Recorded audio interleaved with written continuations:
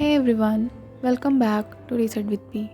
Today's video is a little personal, but also something I know many of you will relate to. We all have bad days, but some days feel like life changing. And today I want to talk about the worst day of my life and how I reset my life after it. First things first, let's talk about the bad day. For that, we have to go back to 2024. It was the year everything flipped for me. My family found out about my relationship, and things took a really bad turn. There were arguments, tears, misunderstandings, and suddenly, something that was a part of my everyday life was gone. I had to make the hardest decision. I had to break up, and I still remember that day vividly.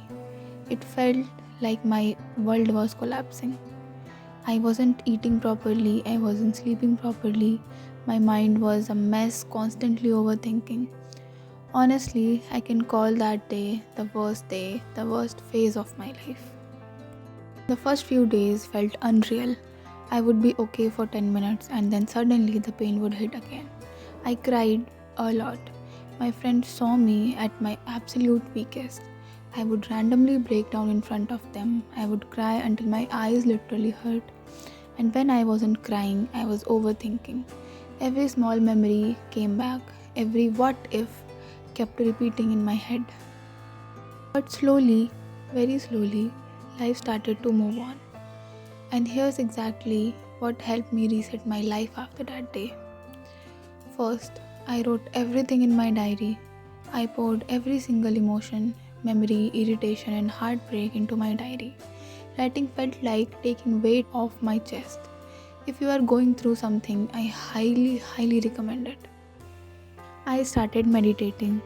Not perfect meditation, not 20 minutes every day, just sitting with myself, breathing, trying not to let my mind run wild. Every 5 minutes felt like healing. I allowed myself to feel everything. No pretending, no escaping the pain. I cried when I needed to. I took breaks. I slowed down. Healing isn't aesthetic, it's messy, and I embraced that. I talked to my friends. My friends were my biggest support system at that time. I talked to them, I vented, I ranted, I cried. Sometimes healing is just having someone who listens. I focused on small routines. I made myself simple food. I live in hostel, so there wasn't much to do around food, but I did what I could. I cleaned my room, went for walk, small steps, but each one reminded me that life wasn't over.